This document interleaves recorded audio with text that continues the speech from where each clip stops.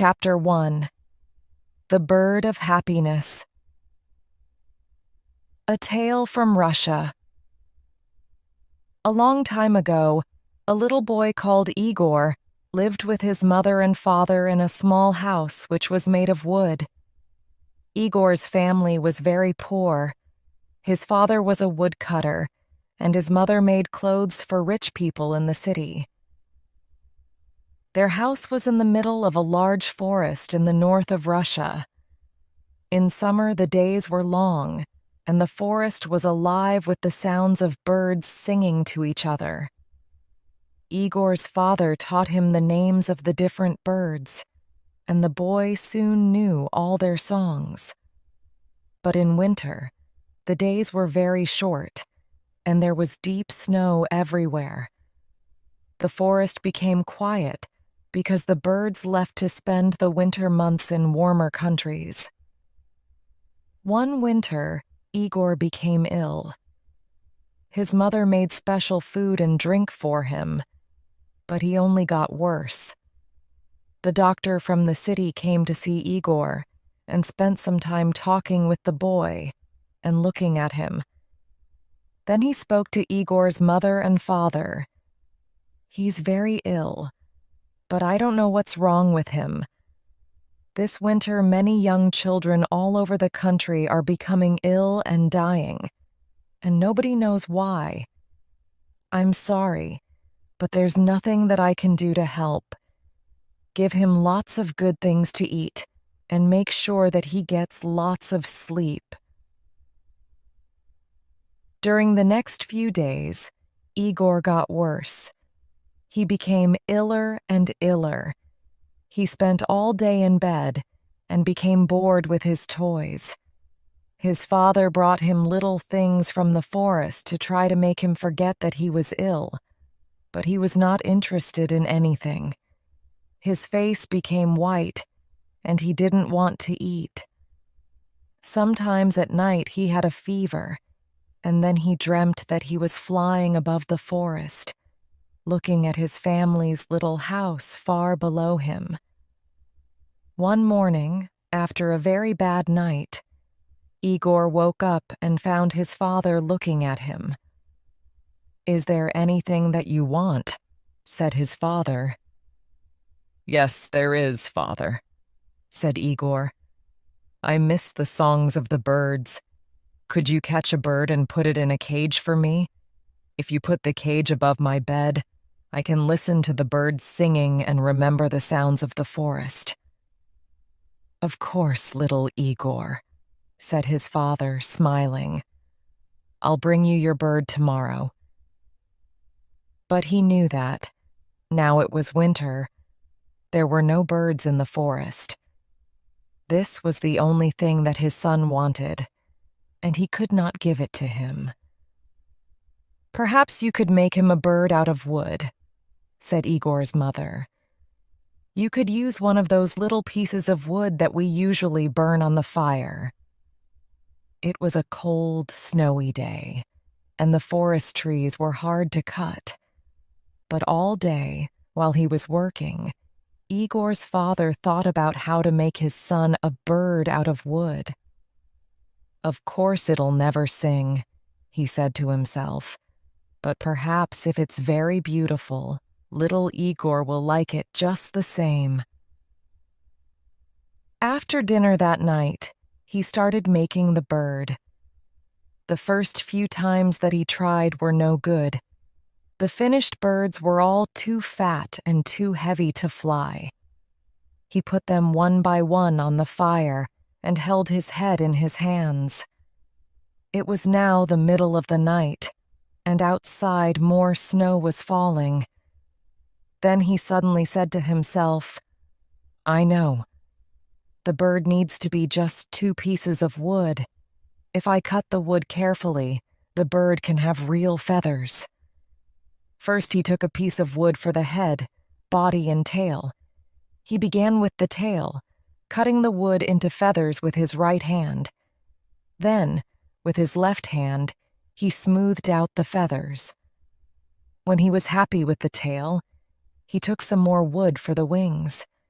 He cut them out carefully. It all took a long time, because sometimes the feathers broke and he had to start again. But in the end, he finished it.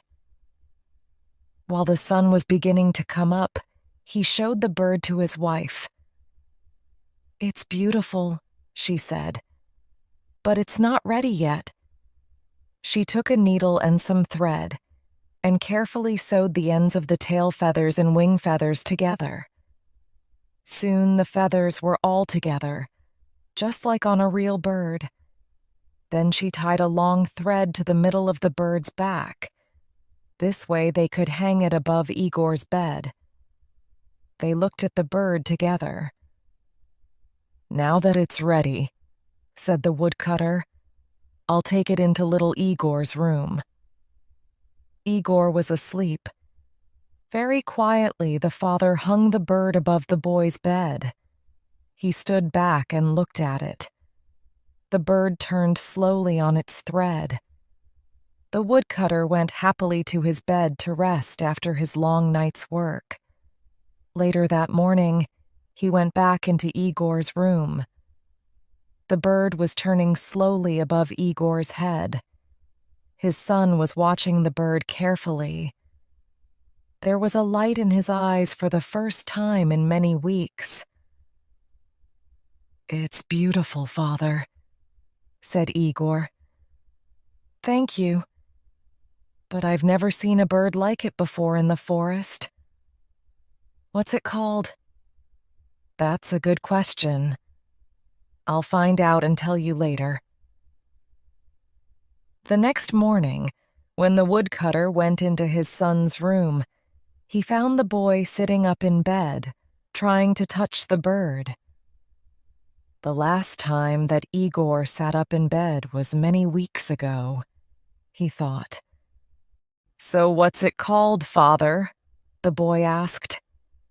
"I'm still not sure," his father replied. That night, Igor's father went into his son's room and he quietly made the thread a little shorter. Now the bird was hanging a little higher above Igor's head. 3 days later, he found Igor kneeling on the bed, trying to touch the bird. His hand was very near it. "Have you decided on the name of my bird, Father?" Igor asked. "Not yet, my son, I'll tell you later," his father replied. Again the father went at night into his son's room and put the bird a little higher. 5 days later, Igor was standing on the bed and nearly touching the bird. "Father, help me. I want to make it go round," he said. "Go on trying. It's not as high as you think," replied his father. "And when will you tell me its name?" "Very soon, my son," replied the father. 7 days later, Igor's father was cutting wood when he heard strange sounds coming from the house. He ran quickly to his son's bedroom. Igor was jumping up and down on his bed, laughing. Above his head, the bird was going round very fast. "Look, Father, I touched the bird," shouted Igor happily. "Now, please tell me, what's its name?" "It's called the Bird of Happiness," his father replied, and his mother, standing at the door, smiled to see her young son so full of life once more. Chapter 2. The Thief of Smells. A Tale from America. There was once a baker who had a shop in a small town in America. This baker was not a very kind man. He never gave his customers any more bread than necessary for their money, and he never smiled. But he was a very good baker. His bread was the softest bread that you could imagine. Sometimes customers paid for their bread and started eating it there in the shop. And his cakes. His cakes were really delicious. People came to his shop from all over town. When they walked down the street, they smelled the baker's wonderful bread and his delicious cakes. and they walked right into his shop. But not everyone came inside. Some people just stood outside the shop, smelling and looking in through the windows. The baker didn't like this. "Their stomachs are full of the smell of my bread. I'm giving them a free lunch, and I get nothing for my hard work," he said to himself. "Perhaps there's some way to put those delicious smell in bottles. Then I can sell them, just like I sell my bread." One winter morning, very early, the baker was in his shop making bread. He wasn't singing happily while he worked. He was complaining to himself about getting up early, about the cold weather, and about anything that came into his head. In the middle of all this, he looked up and saw someone looking in through the window. It was a young man wearing an old coat. He was looking at the baker's bread, and he was hungry. He was smelling the fresh bread and smiling. When the baker saw him, he felt very angry. "That thief outside my shop has a stomach full of the smell of my bread. It's a free breakfast. I get nothing for my hard work while he steals my smells." The man didn't move. He just stood there, closed his eyes, and smelt the fresh bread happily. The baker was really angry now. He walked across the shop, opened the door, and shouted at the man, "Pay me!" "Pay you for what?" asked the young man in great surprise. "For the smells that you've stolen," replied the baker. "But I've stolen nothing. I'm only smelling the air. Air is free," said the hungry young man. "It's not free when it's full of the smells from my shop," replied the baker. "Pay me now, or I'll call the police." When the young man didn't pay, the baker took him by the coat and pulled him through the snow to the judge's house. He knocked on the door. After a long time, the judge opened the door in his nightclothes. He looked at the baker and the hungry young man standing outside in the street. It was 6 o'clock in the morning. What could be so important so early in the day? "This man is a thief. He stole the smells from my shop," said the baker. The judge was surprised, but all he said was, "Come in and tell me your story, but first give me time to dress myself." He went back into the house. After a few minutes, he came back, and he took them inside. They all sat down together round a large table. "All right, tell me everything. Baker, you start," said the judge. He listened quietly. First, the baker told him all about the hungry man who stole all his smells. The judge went on listening. Then the young man told him that air was free, and that any man could have as much as he wanted. When they finished telling their stories, the judge was silent for a few minutes. The baker started telling him again of how the other man took all his smells without paying. "Stop. Be quiet. I've decided what we'll do," said the judge. "Young man, do you have any money?" The young man put his hand in his pocket and took out a few coins. He showed them to the judge and said, "Sir, this is all the money that I have in the world." "Give those coins to me," said the judge. The young man put them into the judge's hand. "I've listened carefully to both your stories," began the judge. "It's true that the smells were coming out of the baker's shop, and these smells belong to the baker. And it's also true that this young man took those smells without paying for them. And so I say that the young man has to pay the baker for the smells that he took." The baker smiled, perhaps for the very first time in his life. He held out his hand at once for the money. But the judge didn't give him the coins.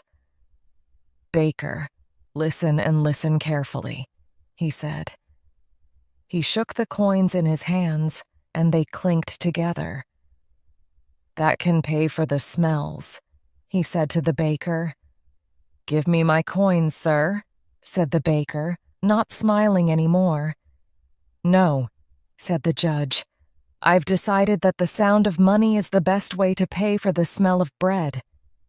And with that, he gave the coins back to the poor young man and told him to go home. Chapter 3. The Alchemist. A Tale from Burma. Once there was an old man in Burma who had a daughter. He was very happy when she married a nice young man who came from a good family. At first everything went well, but after a little while there was a problem. The young husband wanted to be an alchemist. He spent all his time trying to turn dirt into gold.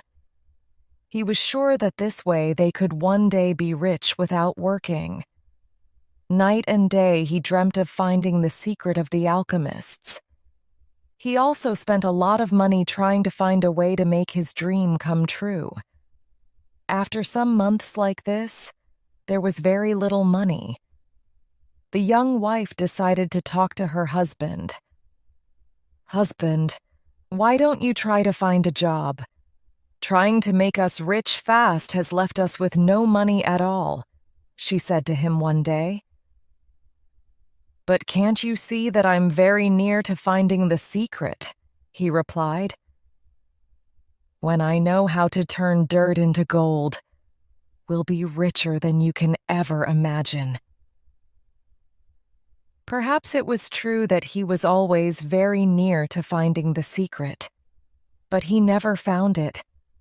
After many weeks, life became more and more difficult.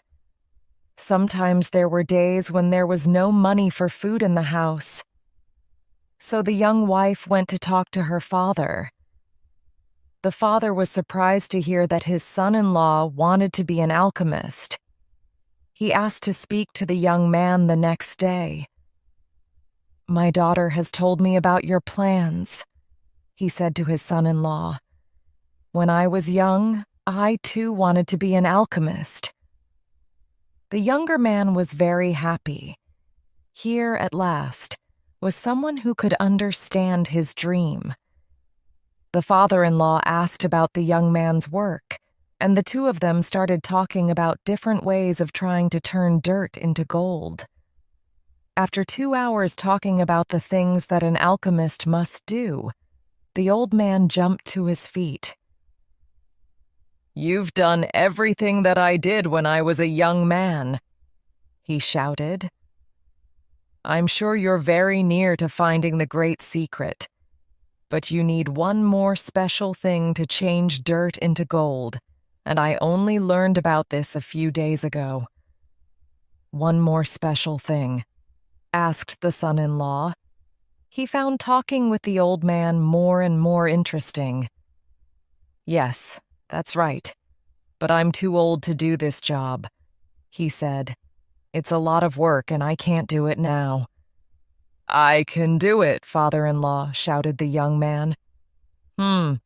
Perhaps you can," said the old man. His voice was suddenly quiet.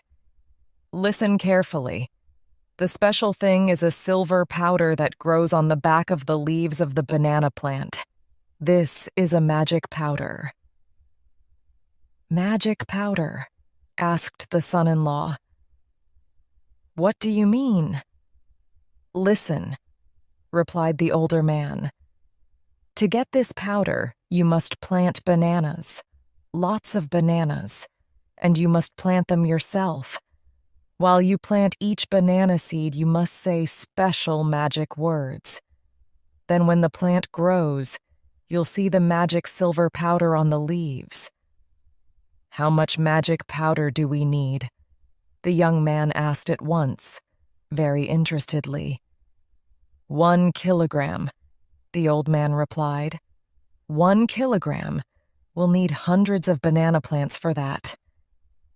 Yes, said the old man, and that's why I can't do the work myself, I'm afraid. Don't worry, said the young man. I'll do it. And so the old man taught his son-in-law the magic words and gave him enough money to start planting the bananas. The next day, the young man bought a field. He planted the banana seeds just as the old man told him to do. He quietly said the magic words while each seed went into the ground. Each day he looked carefully at the little plants. He made sure that there were no banana flies on them. When the bananas came, he carefully took the silver powder off the banana leaves and put it into a special bag. The banana plants grew quickly, and the young man worked hard every day. The only problem was that on each plant there was very little silver powder. So the young man had to buy more fields and plant more bananas. It took 7 years, but at last the young man had 1 kilogram of silver powder. He ran to his father-in-law's house. "I've got enough magic powder," he shouted. "Wonderful," replied the old man. "Now I can show you how to turn dirt into gold. But first your wife must come here. We need her too." When she arrived, the old man asked his daughter, "While your husband was getting the banana powder, what did you do with the bananas?" "I sold them in the market," the daughter said. "We've lived on that money for these 7 years." "Did you save any money?" asked the father. "Yes," she replied. "Can I see it?" asked the old man. So his daughter hurried home and came back with 10 big bags. The old man opened them and saw that they were full of gold. He took all the coins out of one of the bags and put them on the floor. Then he took the banana powder and put it next to the gold. "You see," he said, turning to his son-in-law, "you've changed dirt into gold. So you are an alchemist in a way after all. And what's more, you're now a very rich man." Chapter 4. Good Luck or Bad Luck? A Tale from China. A long time ago, an old man lived in a small village in the mountains, in the middle of China. He had a son that he loved very much, but this son was a student in a city very far from his father's village. And so the old man lived and worked alone. Every day he worked for long hours on his farm. There was always a lot to do there. He was a kind, friendly man, and all the people in the village liked him. They knew that the old farmer needed the help of his son, a strong young man who was not afraid of hard work. But the old farmer never complained. The villagers often came over to the old man's house and told him how sorry they were that his son was not there to help him. "When will your son come back home? It's bad luck for you to live alone, so far away from your only son," they said. But the old farmer always replied in the same words, "Bad luck or good luck, who knows?" One day the old man's son came back to the village. The people in the village were very happy for the old man, and they all came to his house. "Now that your son has come back, your house will be full of good luck again," they said. But the old farmer only smiled and replied, "Good luck or bad luck, who knows?" People knew that the farmer was a man who used few words. They didn't ask him what he meant when he said things like this. Life was hard in the village, and nearly everybody there was poor. But the old farmer and his son were not as poor as some others. They had a horse, and on a farm a horse can do the work of 4 men. But one morning the farmer's son left the stable door open, and the horse ran away. The son felt terrible. "What have I done? Work on the farm without a horse will be really hard. What will we do now?" he asked his father. And the people of the village again felt sorry for the old farmer and his son. "This is very bad luck," they all said. But again the old farmer smiled quietly. He didn't look worried about the horse. "Bad luck or good luck, who knows?" he said. That afternoon, some people in the village thought that they saw the old man's horse running across the hills near the farm. So that evening, the son went to look for it. After a few hours, he found their horse, quietly eating grass next to a wild horse. The son was able to bring both horses back to his father's farm. When the people of the village heard this news, they were very happy for the farmer. "First you had 1 horse, then you had no horse. Now you have 2 horses," they shouted happily. "Your good luck has come back again." But the old farmer just smiled his quiet smile and said, "Good luck or bad luck, who knows?" The son liked the new horse very much, and he decided to tame it. "Be careful, son. You've lived in the city for many years. You don't know very much about taming wild horses," said the old farmer worriedly. "Don't worry, father. I know what I'm doing," replied the son. "When I've tamed this horse, we'll have 2 horses to help us on the farm, and life will be better." But the next day, the old man's son fell from the wild horse's back to the ground and broke his leg. Now this was a big problem. A man with a bad leg needs to eat, but cannot work. Once again, the people of the village came to the farmer's house to say how sorry they were. "First, your son was in the city and there was no one to help you. Then your son came back to help you. Now your son has broken his leg, and you must help him. Your bad luck has come back," they said. Once again the father smiled quietly and replied, "Bad luck or good luck, who knows?" Some of the villagers were surprised to hear this. Where was the good luck in breaking your leg? At that time in China, there was a long and terrible war between the east and west of the country. Every week, hundreds of young men died in this war. One day, some soldiers arrived in the village. They were looking for more men to fight with them. All the young men in the village had to become soldiers in the army and leave for the war. Their families cried when they said goodbye. They knew that many of these young men would be dead in a few days. But the soldiers left the old farmer's son behind. What good to an army was a soldier with a bad leg? Now the villagers understood the old farmer's words. They went to see him. "Your son didn't have to go with the soldiers because he broke his leg.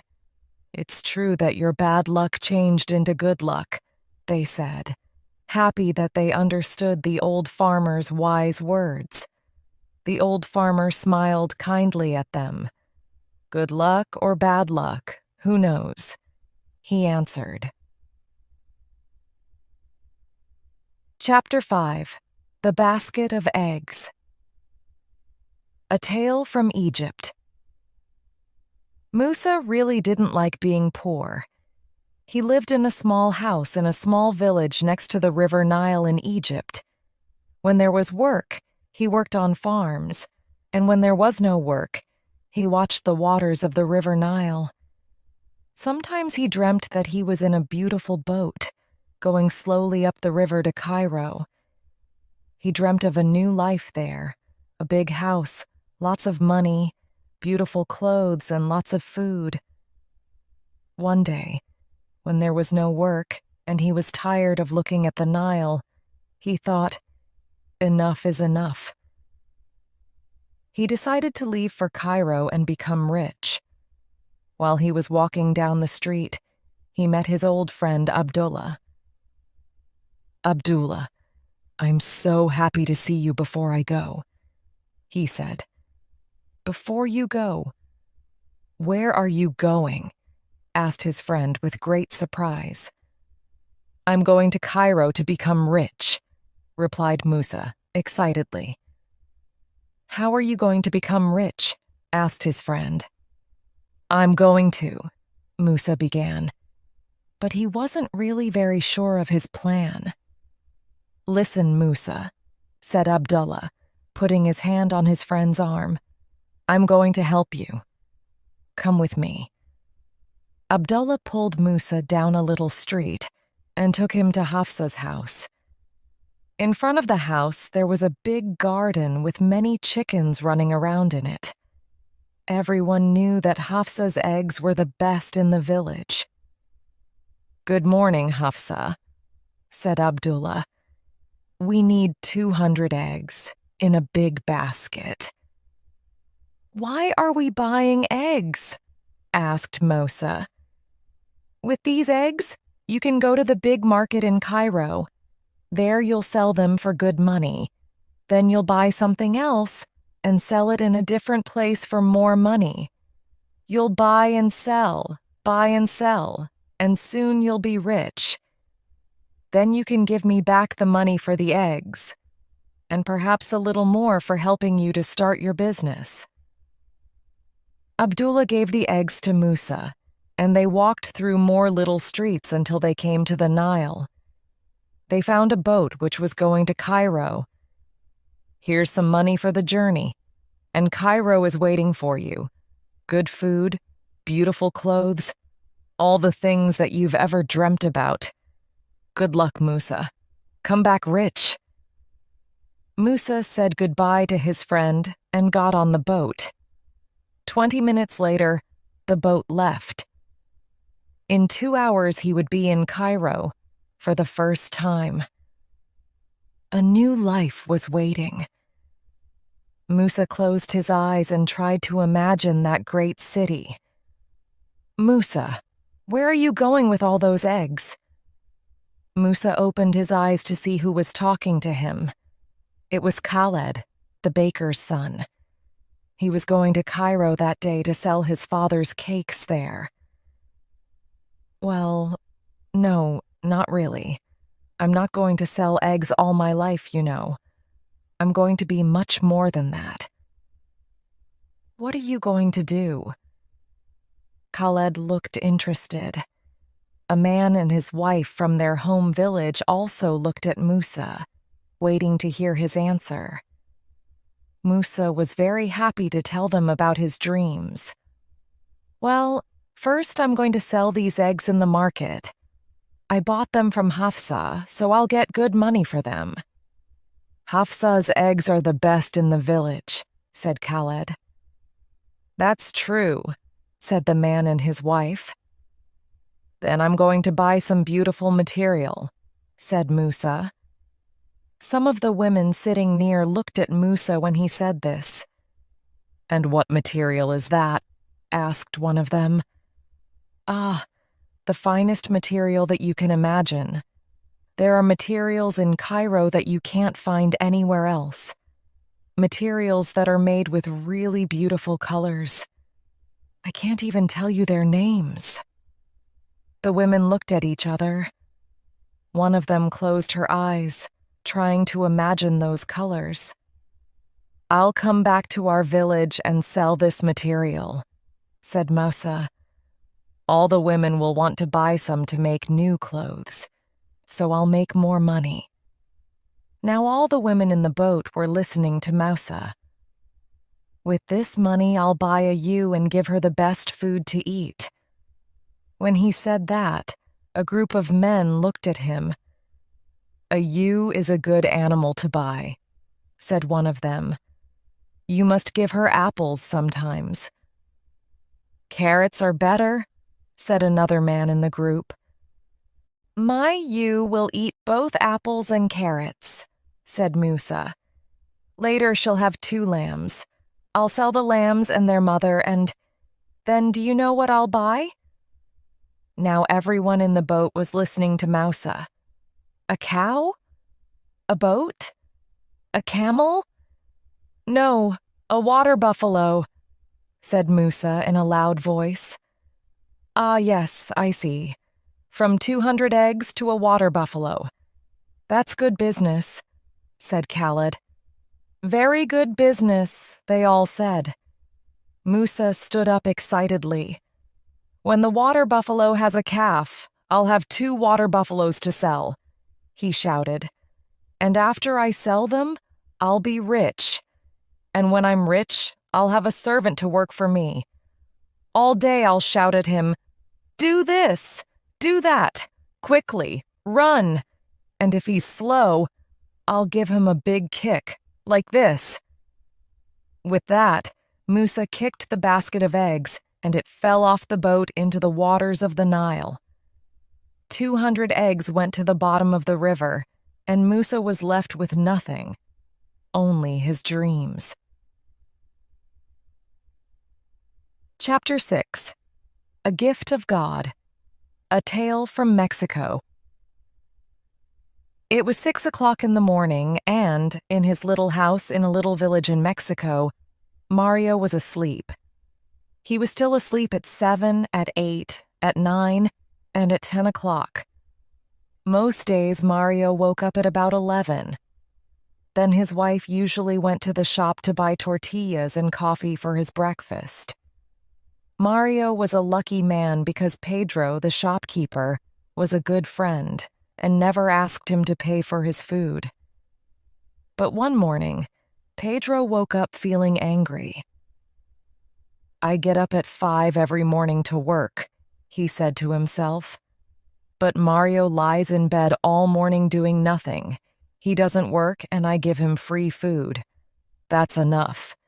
If he wants any more free food, he'll have to do some work for me." Later that morning, Mario's wife walked into the shop at the usual time. "Tell your husband that I can't give him any more free food," Pedro said. "I'm making an extra room on the side of my house. If he helps me carry some large rocks from the quarry, then you can have more food."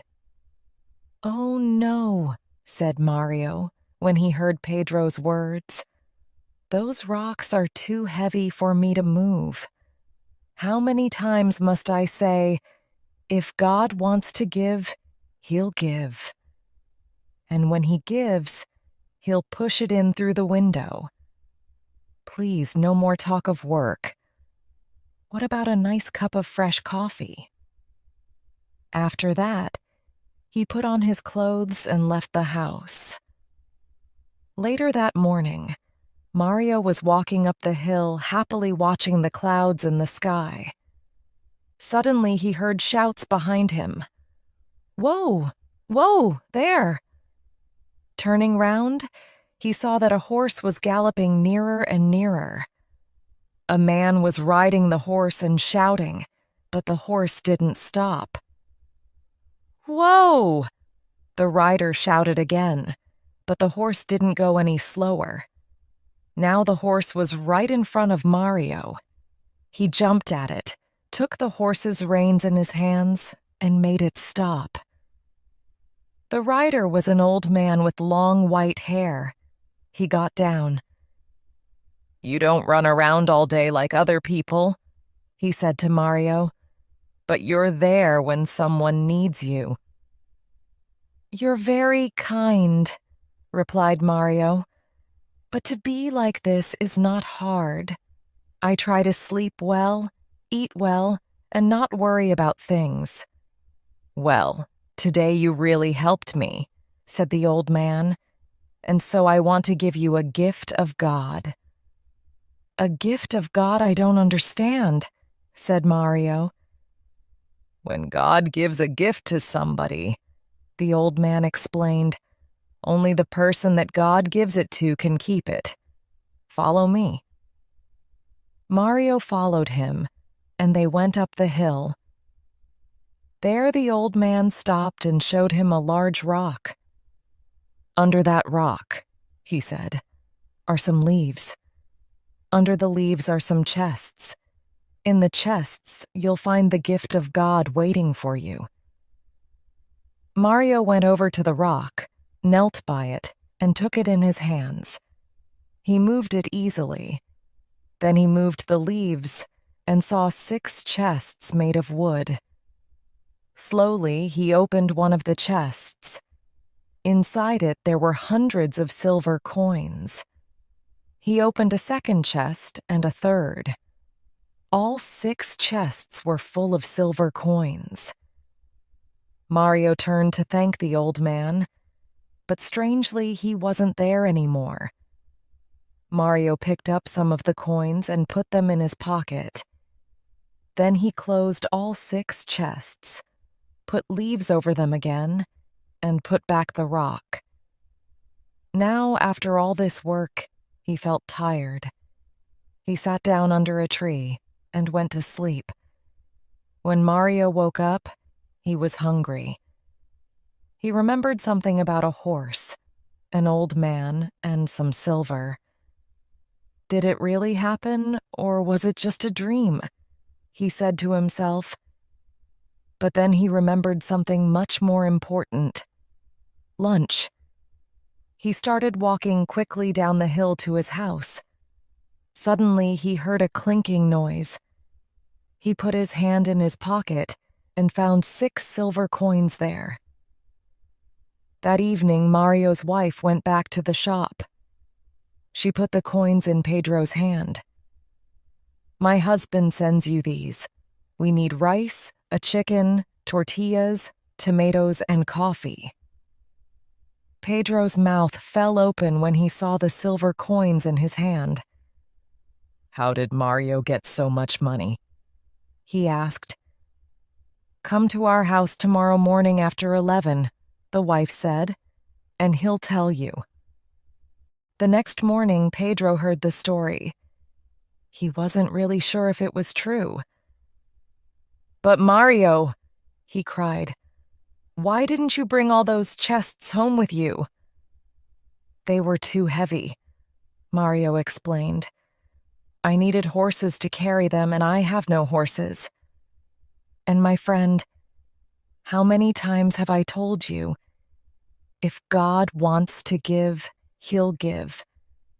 And when He gives, He'll push it in through the window. I know, Pedro said. I have some horses. I'll come to your house tonight and we'll go to this place together. My horses will carry all 6 chests. You'll keep 3 of them and give the other 3 to me. We'll become rich together. Do you agree? All right, said Mario. He was happy because his wife was cooking a delicious chicken for dinner. Pedro went back to his shop, but he began to think, why must I share the silver with Mario? The horses belong to me.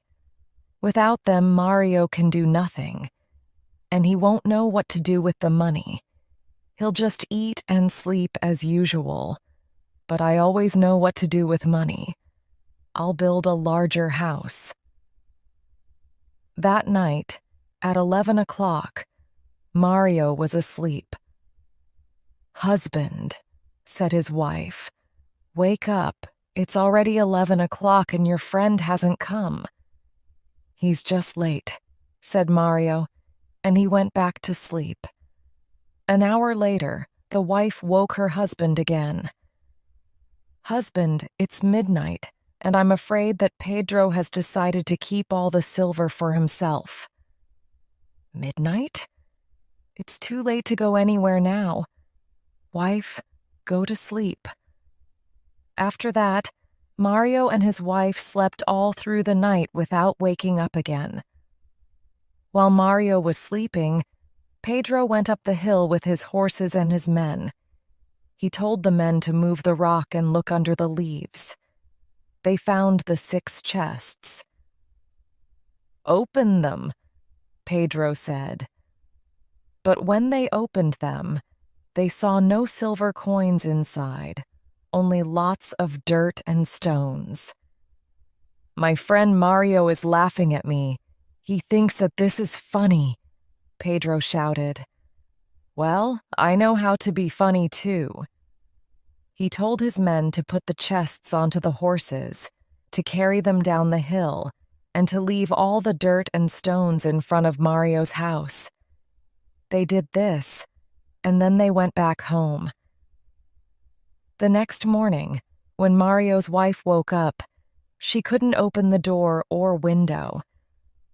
"Husband, wake up," she said. "There's something outside our house, and we can't open the door or the window." Mario got out of bed, and he pushed the door. He couldn't open it, not even a crack. He pushed the window, and at last it opened a crack. Lots of silver coins came through the crack and fell onto the floor. "Husband," the wife said, "Pedro did come last night." "Perhaps," replied Mario, "but all this work has made me hungry. What about a nice tortilla?" Later that morning, the shopkeeper's mouth fell open for the second time in 2 days. Mario's wife came into the shop and bought more food and new clothes for herself and Mario. She put 20 silver coins down in front of the shopkeeper. "What happened yesterday? We waited for you until midnight," she said. "I was worried when you didn't come. Then this morning it all came through the window. But surely you gave us more than half." "It wasn't me," Pedro said quickly. "Of course it was. Who else would leave all those silver coins outside our house?" There was silence. Then Pedro said quietly, "Your husband always says that if God wants to give, he'll give, and that when he gives, he'll push it in through the window." Chapter 7. A Wise Woman, a Tale from Guinea, West Africa. It was a beautiful African morning. Children were playing happily in the village streets. The women were washing clothes in the river and singing songs about lazy husbands. The great chief listened to the 2 men sitting in front of him. "Great chief, the man next to me is a thief," said the older man. "Is that really so?" replied the great chief. "Then tell me, what did he steal from you?" "One of my sheep," answered the old man. "And what is your answer to that?" the great chief asked the younger man. "Why steal sheep, great chief?" replied the young man. "I have lots of them. If I need more sheep, I buy them. I don't steal them from other people. He's the thief, not me." The great chief looked at the far mountains and smiled. Then he looked at both men. Was the young one lying? He wasn't sure. But the old man didn't have the look of a thief. This was a difficult problem. He wasn't going to find the answer in just a few minutes. But the great chief liked problems like this more than any other. It took some time to find the answer. People came to him from very far away to ask him to be the judge of their problems. The great chief liked this also. "I have a question for both of you," said the great chief. "The person who finds the solution will keep the sheep. Go home and think about this question, and come back only when you know the answer. What's the fastest thing in the world? Don't come back until you have the solution." The two men left the great chief's house. The old man was sad. How could he find the answer to such a difficult question? When he got home, he told the question to his daughter, Zia. She was a beautiful, happy woman who liked helping others. She was young, but she was also very wise. "I know the answer, Father," she said. "It's time." The old man went back to the great chief's house. The great chief was surprised. "You're back again. Not even 1 hour has passed and you already have an answer to my question?" "Yes, great chief," replied the old man. "It wasn't so difficult. So tell me, what is the fastest thing in the world?" "Time," answered the old man. "It always goes too fast. There's never enough time for all the things that we want to do. And when we want more time to do something, it goes faster." The great chief was surprised. The old man's answer was even better than his solution. "Who helped you to find the answer? Who gave you these words?" asked the great chief. "They're my words," said the old man. "No one helped me." "If that's not true, I'll punish you," said the great chief. The old man was too afraid to go on with his story. "It was my daughter Zia. She's a very wise young woman, and she gave me the words," he said. "She must be very wise," thought the great chief. "Very well," he said. "You have found the answer, and so you shall keep the sheep. And now that this is all finished, I think that I'd like to meet your daughter." The next day, the old man brought his daughter Zia to meet the great chief.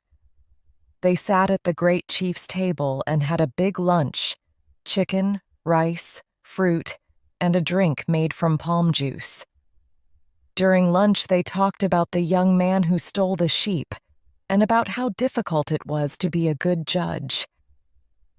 The great chief enjoyed the lunch very much. While he talked about this and that with Zia, he felt so happy that he wanted to sing and dance. Was it the palm juice drink, or the wise and beautiful young woman looking into his eyes? But time always passes too fast, and soon it was time for them to leave.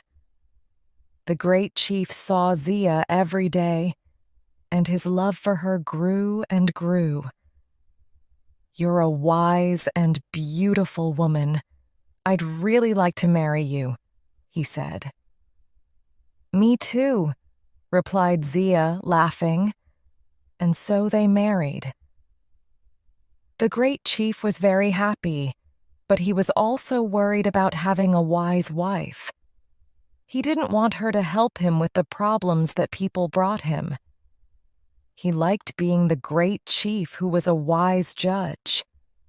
He didn't want people to start talking about the great chief's very wise wife. "Everything in my house belongs to you," he said to her the day after they were married. "But I ask only one thing from you. Never try to help with the problems that people bring me. If you do, you'll stop being my wife. I'm saying this to you only once." Zia listened without looking at the great chief. When he finished, she smiled. Zia and her husband were happy, and life went well for a time. The great chief listened to people's problems as before. Zia was busy with the house and the animals. In the evenings, he told her about the problems of the day, and she usually agreed with his answers. But one day, 2 little boys went to see the great chief about a cow. Each boy said that it was his cow. The great chief gave them a very difficult question to answer. Zia knew which boy was telling the truth, because she often saw him in the fields with the family's cow. When he walked past her that afternoon, he was crying. Zia spoke to him. "Tell me, little boy, what's the matter?" she asked him. "The great chief gave us a question that I can never answer," he said sadly. "What did he ask you?" His question was, "What's the biggest thing in the world?" Zia knew that she mustn't help the boy, but the answer was easy for her and very difficult for him, and he was telling the truth about the cow. "Go back to the great chief now," said Zia. "Tell him the answer in these words. It is air. Air is all around us. When we walk, in front of us, there is only air and more air. When we look up at the sky, there is air as far as we can see." The little boy went to see the great chief. He said the same words that Zia told him. This time the great chief wasn't surprised. He was very angry. "Who helped you find this answer?" he shouted. "These words are too wise for a young boy. Who gave them to you?" "They're my words, great chief," said the boy. "No one helped me to find the answer." "If this isn't the truth, I'll punish you," said the great chief. The boy was afraid. "It was your wife, Zia," he said in the end. The great chief was very angry with his wife. That evening he spoke to her. "Didn't I tell you that everything which I have belongs to you? You have done the one thing, the only thing that I asked you not to do. Now take what belongs to you and go back to your father's home." "Before I go, can I make you one last meal?" asked the woman. "Then I'll take what belongs to me and go." "Yes," answered the great chief. "Make what you want to eat. Take what you want to take. Just be sure that you're not still here tomorrow." Zia cooked the great chief's favorite meal, chicken with rice and vegetables. While he ate, she gave him a strong drink made from palm juice. She gave him many cups of it. At the end of the meal, the great chief lay down and slept. With her family's help, Zia carried the great chief to her father's home. They put him on a bed, and he stayed in a deep sleep all night. In the morning, a great voice woke everyone in the house. "Where am I? What am I doing here?" shouted the great chief. Zia ran into the room, laughing. "You said that I could take anything that I wanted from your house. I wanted you, and so I took you." "You are truly wise," smiled the great chief. "Come, let's go back to our home together. Only a stupid man would send away so wise a woman." "And you, my great chief, are not a stupid man," said his clever wife. Chapter 8. The Drum, a Tale from India. Once, a poor woman from India had a son. His name was Ravi. She worked hard making bread for rich families. They paid her with a little grain, and she and Ravi lived on it. But she never had any money to buy nice things. One morning, she had some grain to sell in the market. When she was leaving, she said to her son, "Today we'll have some money. Do you want something from the market?" Ravi knew that they had very little money, and usually he never asked for anything. But that morning he said, "A drum." The mother said nothing. She knew that she wouldn't have enough money for a drum. She went to the market and sold the grain. Then she bought some flour and salt to make bread. She felt sad that she had nothing for Ravi. So when she saw a piece of wood on the road, she picked it up and brought it home. She was sure that Ravi would find something to do with it. Ravi didn't know what to do with it. But he didn't want to disappoint his mother, so he carried the wood with him when he went to look for his friends. While he was walking along the street, Ravi saw an old woman. She was trying to light a fire, and she was crying. "What's the matter?" he asked. "I need to make bread, but I can't light this fire. This wood is too wet," she replied. "I've got some dry wood that you can use," said Ravi. The old woman took Ravi's wood, lit the fire with it, made some bread, and gave a piece of it to Ravi. Ravi wasn't hungry, but to say no to the old woman wouldn't be kind. So he took the bread and walked on. A little later, he came to a young woman by the road with a child in her arms. The child was crying loudly. The young woman's face was tired and sad. "Why is your son crying?" Ravi asked. "He's hungry, and I have nothing to give him," the young woman replied. Ravi gave his piece of bread to the child. "Eat this," he said.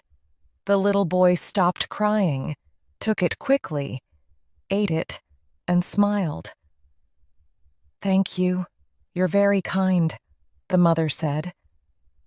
"Please take this pot. You'll think of some way to use it, I'm sure." Ravi didn't know what to do with a pot, but to refuse would be hurtful, so he took it and started walking again. A little while later, he came to the river where he saw a man and his wife. They were standing next to some clothes and a pot which lay in pieces on the ground. The man was shouting at his wife, and they were both angry. "Why are you shouting at your wife?" Ravi asked the man. "She's broken our pot," he replied. "I dropped it. It was a mistake," said the wife, crying. "Perhaps," the man went on, "but people pay us to wash their clothes, and now we don't have anything to boil water in." Ravi said, "Look, I don't need my pot. Please take that." The man and his wife were very happy with their new pot. The man took off his coat. "You've been very kind. I want to thank you. Please take this coat." It was a fine coat, but it was too big for Ravi. He didn't know what to do, but he didn't want to disappoint the man, so he took the coat and went on walking along by the river. After a short time, he came to a bridge where he saw something strange.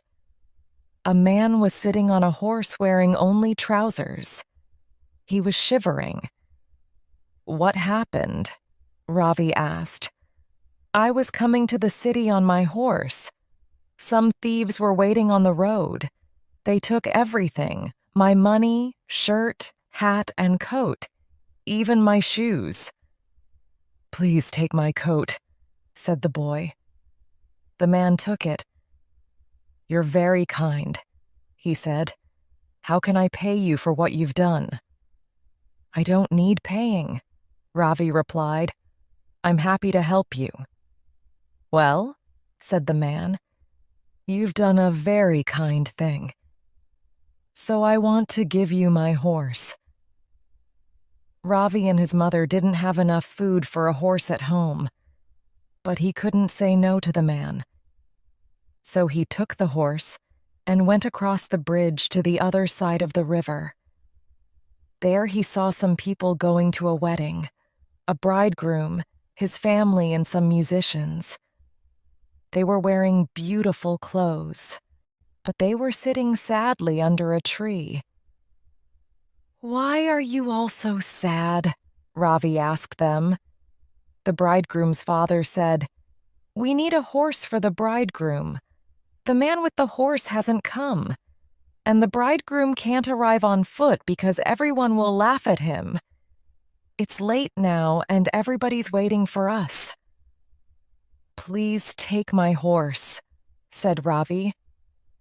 "Are you sure?" said the bridegroom. "Yes," said Ravi.